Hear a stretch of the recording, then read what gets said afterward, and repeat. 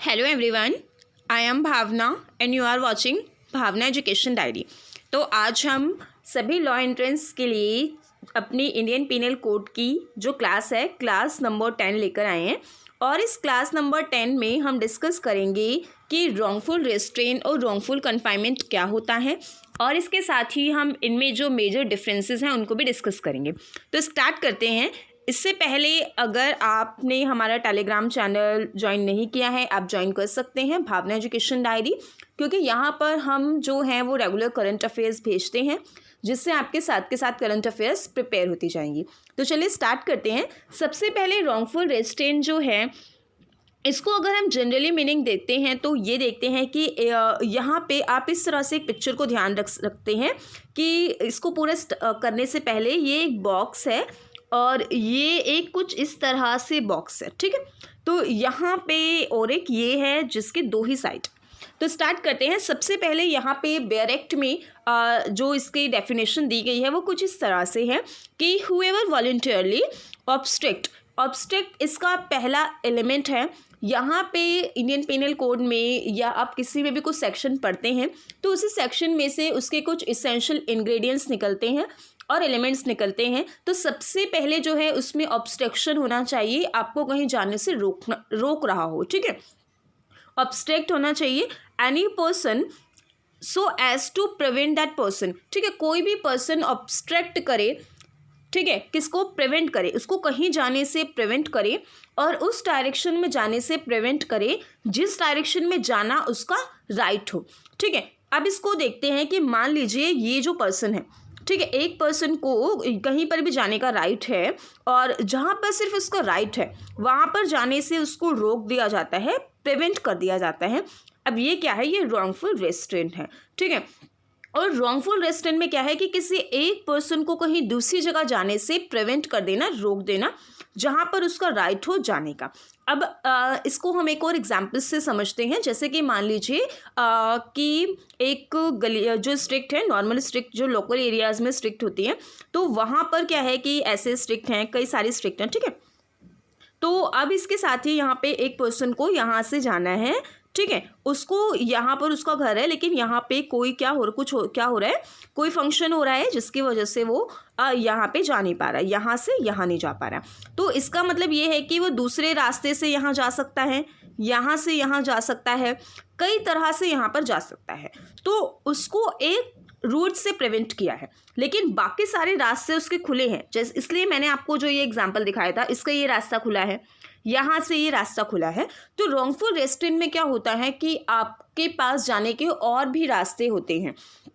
अब इस एग्जाम्पल की जब हम बात करें तो यहाँ पे इन्होंने परमिशन लेके एक वे को जो है वो ऑब्स्ट्रक्ट किया है जहाँ पे उसको जाने का राइट था, ठीक है। इसीलिए यहाँ पे कुछ एक्सेप्शन है जो रॉन्गफुल रेस्ट्रेंट को क्लियर करती है। जैसे कि यहाँ पे क्या है कि the obstruction of a private way over land and water which a person in good faith believes himself to have a lawful right to obstruct। अगर किसी का लॉफुल राइट है ऑब्स्ट्रक्ट करने का और लॉफुल राइट नहीं भी है, अगर कोई गुड फेथ से उसको ऑब्स्ट्रक्ट कर रहा है तो ये भी रॉन्गफुल रेस्ट्रेंट की बजाय क्या होगी, ये इसके एक्सेप्शन में इंक्लूड हो जाएगी, ठीक है। तो यहाँ पे जो रॉन्गफुल रेस्ट्रेंट है, रॉन्गफुल रेस्ट्रेंट का एक एग्जांपल है ये कि A obstruct a path along with Z has a right to pass, ठीक है। जहाँ पे Z का राइट था जाने का वहाँ पे इन्हें उसको ऑब्स्ट्रक्ट कर दिया, ठीक है। एक ही यहाँ पे गुड फेथ नहीं थी, यानी कि इंटेंशन थी उसकी, ठीक है।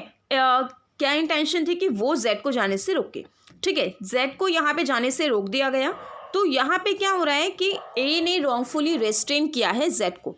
अब यहाँ पे हम 3 इसेंशियल्स देखें वो है या नहीं। ऑब्स्ट्रक्शन है, ठीक है। ऑब्स्ट्रक्शन के साथ वो उसको क्या कर रहा है, वो प्रिवेंट कर रहा है। प्रिवेंट के साथ यहाँ पे ये है कि Z के पास राइट था कहाँ, वो जाने का, ठीक है। तो ये रॉन्गफुल रेस्ट्रेंट है।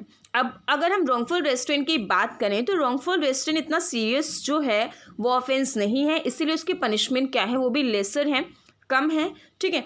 अब इंडियन पीनल कोड के अकॉर्डिंग ये जो पनिशमेंट है ये ज़्यादा से ज़्यादा 1 मंथ तक हो सकती है और इसमें 500 रुपीज़ जो है वो फाइन लग सकता है।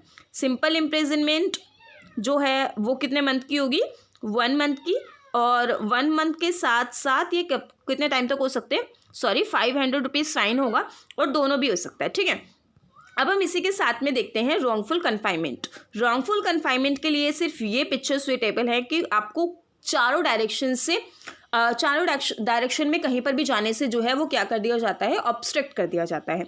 तो सबसे पहले इसमें अगर हम इसको एनालाइज करें तो ये देखेंगे कि रॉन्गफुल रेस्ट्रेंट के सारे इसेंशियल्स होने चाहिए, और रॉन्गफुल रेस्ट्रेंट के सारे इसेंशियल्स के साथ जो है इसमें बियॉन्ड सर्टेन सर्कमस्क्राइबिंग लिमिट्स, जो इसमें कहीं पर भी उसको मूव करने से जो है वो प्रिवेंट कर देना, जैसे कि किसी पर्सन को रूम में लॉक कर देना, ठीक है, चारों डायरेक्शन से वो कहीं पर भी ना जा पाए, कहीं ना जा पाए, तो ये क्या होता है, रॉन्गफुल कन्फाइनमेंट होता है।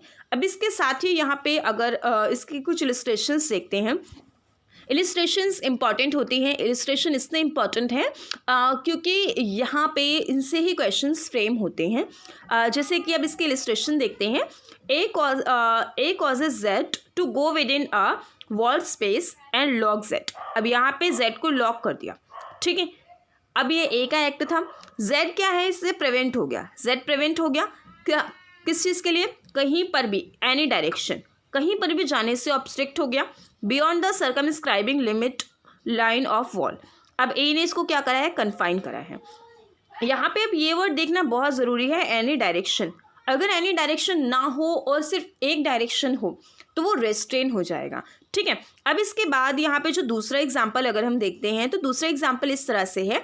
A places man with firemen at the outlet of a building and tells that they will fire at Z, ठीक है।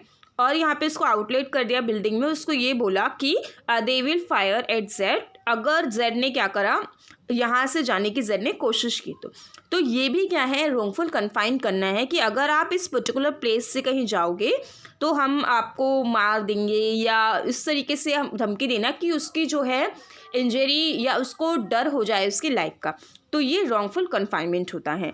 अब इसके साथ ही रॉन्गफुल कन्फाइनमेंट एक सीरियस ऑफेंस है, सीरियस ऑफेंस है तो इसलिए इसकी पनिशमेंट भी ज़्यादा होगी, और पनिशमेंट के साथ साथ जो इसकी पनिशमेंट है वो ये है, सिंपल इम्प्रिजनमेंट होगी, और ये कितने साल तक हो सकती है, 1 साल तक हो सकती है, और इसमें फ़ाइन जो है वो 1000 रुपीज़ हो सकता है, और समटाइम्स ये दोनों भी हो सकते हैं। अब अगर हम इन दोनों को एनालाइज करें तो ये है कि यहाँ पे जैसे कि रॉन्गफुल कन्फाइनमेंट जो है हमारे सेक्शन 340 में है, और रॉन्गफुल रेस्ट्रेंट सेक्शन 339 में है, और रॉन्गफुल कन्फाइनमेंट जो है हमारा रॉन्गफुल कन्फाइनमेंट सीरियस ऑफेंस है और ये लेस सीरियस ऑफेंस है, और इसके साथ ही कन्फाइनमेंट की पनिशमेंट ज़्यादा है, रेस्ट्रेन की पनिशमेंट कम है। रेस्ट्रेन के लिए आप इस तरीके के फिगर्स को ध्यान रख सकते हैं, कन्फाइनमेंट्स के लिए आप इस तरह की फिगर को ध्यान रख सकते हैं कि जो आपको ऑब्स्ट्रक्शन हो रहा है वो चारों तरफ से हो रहा है, हर डायरेक्शन से, और रॉन्गफुल रेस्ट्रेन में जो आपको ऑब्स्ट्रक्शन हो रहा है वो आपको और भी जगह जाने के आपके पास रास्ते हैं। So that's all from my side and thank you.